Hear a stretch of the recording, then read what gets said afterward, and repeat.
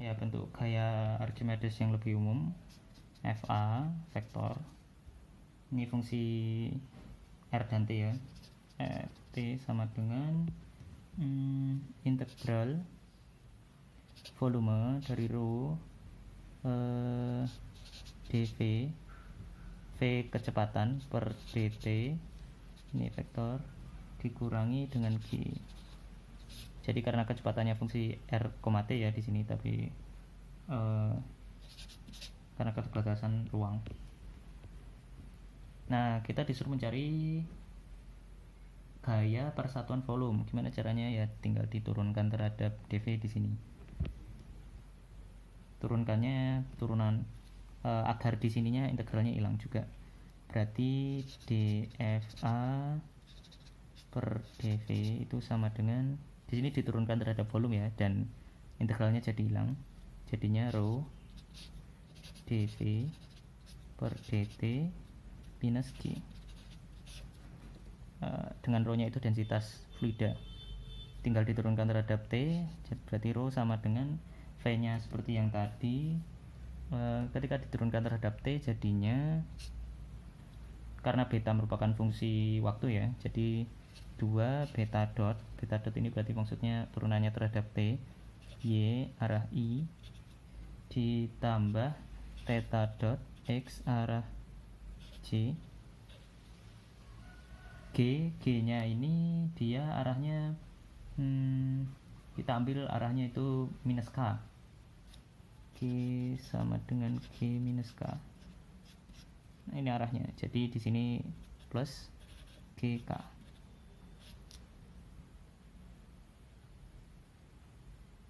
Ya, ini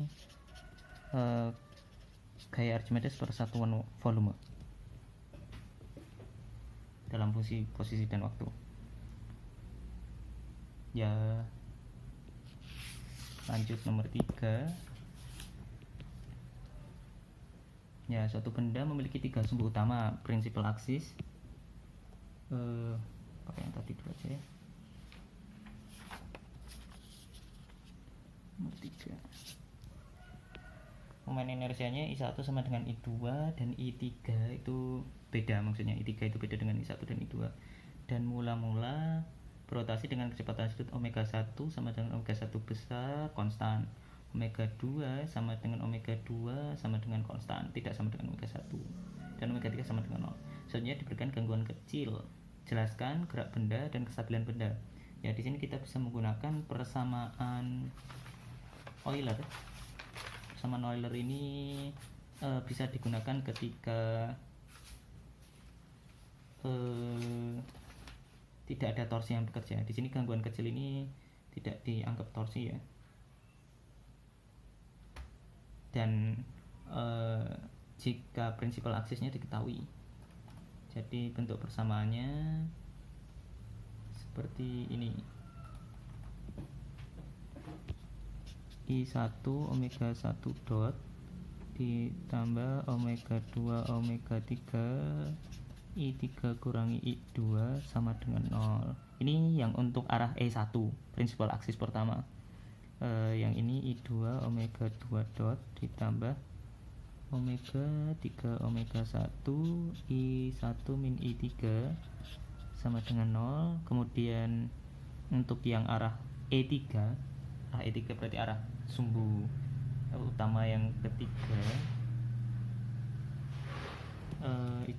itu I3 omega 3 dot ditambah omega 1 omega 2 I2 kurangi I1 sama dengan 0.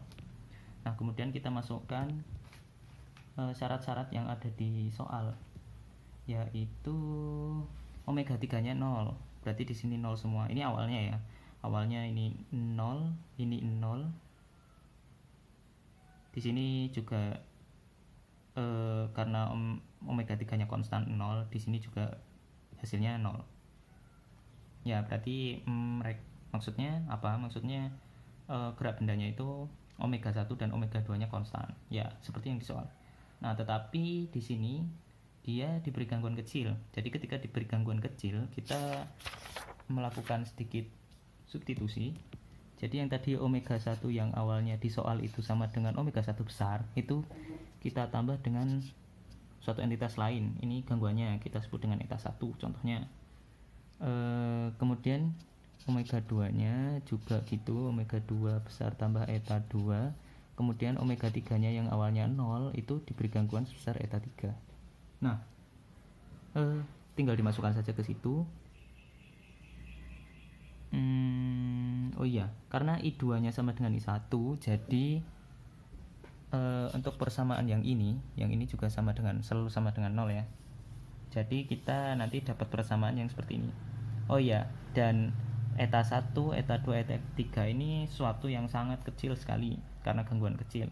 Jadi nanti kalau ada suku eta 1 kuadrat, eta 2 kuadrat, eta 3 kuadrat, atau eta 1 kali eta 2, eta 2 kali eta 3, atau perkalian yang sangat kecil kan berarti sangat kecil sekali, dan itu kita abaikan. Nah, kita masukkan ini ke persamaan ini, persamaan Euler, nanti bisa didapatkan